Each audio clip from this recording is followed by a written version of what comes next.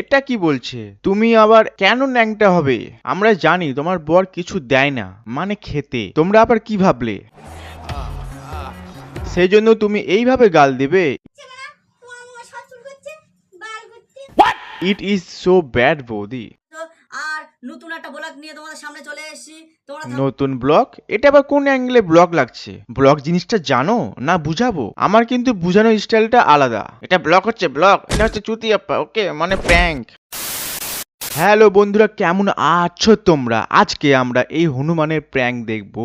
এই হনুমান নিজের বউয়ের সাথে প্র্যাঙ্ক করে, ভাবা যায়? কিন্তু আমার সাদা মনে কালো প্রশ্ন যে, বৌদি তোমাকে মারে না তুমি এইসব পাগলচোদাগিরি করার জন্য? আমার মনে হয় খুব মারে, মেরে মেরে তোমার মুখটা কালো করে দিয়েছে। না হলে দেখো, ওর বউ কষ্ট করে বাইরে কাজ করতে যায়, আর ওর বর বাড়িতে বসে কি কাজ করে এইসব। আমি এখন কাঁচি দিয়ে পিস পিস করে কেটে তোমার বৌদি ভাই নাইটিতে লাগাবো, যে অলরেডিও কাজ করে আসার পরে। বৌদি, তোমার বরকে ডাক্তার দেখাও, তোমার বর মরতেও সুবিধার নয়। না হলে কোনোদিন তোমাকে সাপের মধ্যে ফেলে দেবে, তখন তুমি নাগিন ডান্স করবে, বুঝলে?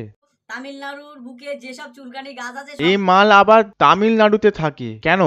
দিদি তোমাকে ঢুকতে দেয়নি নাকি, সেই জন্য তুমি তামিলনাড়ুতে চলে গেছো? আমার মনে হয় দিদি তোমার কাজকর্ম দেখে ঢুকতে দেয়নি। এই আবার নিজের বইয়ের সাথে এরকম করে, একে রাখা যাবে না। কোনোদিন আমার সাথে করবে, তখন আমি কি করব? সব ছেলেরা বইয়ের সাথে কি করে লাগায়, মানে খুব করে লাগায়। এই শালা কি করে? বিছুটি পাতা লাগায়।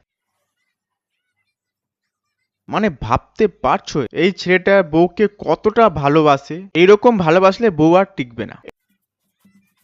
এইরকম করে কে লাগায়, মানে বুঝতে পারছো বউয়ের উপর কতটা রাগ আছে? আজকে আসুক, অনেকদিন আমার সাথে ঝগড়া করেছে, আজকে এমন লাগাবো আমার সব রাগ শান্তি পাবে। আমি ক্যামেরাটা সেট করে দিই, কারণ হ্যাঁ দাদা, আমরা তো তোমার বইয়ের চুলকানি দেখতেই এসেছি। তুমি যেখানে ক্যামেরা লাগাও না, তুমি আমাদেরকে তো দেখাবে, তুমি তো আমাদেরকে তো ভালো কিছু আর দেখাবে না। আমি ভাবছি এই বৌদি কি না কষ্ট, বাইরে কাজ করতে গিয়েও ওখানে শান্তি নাই, আর বাড়িতে এসেও শান্তি নাই।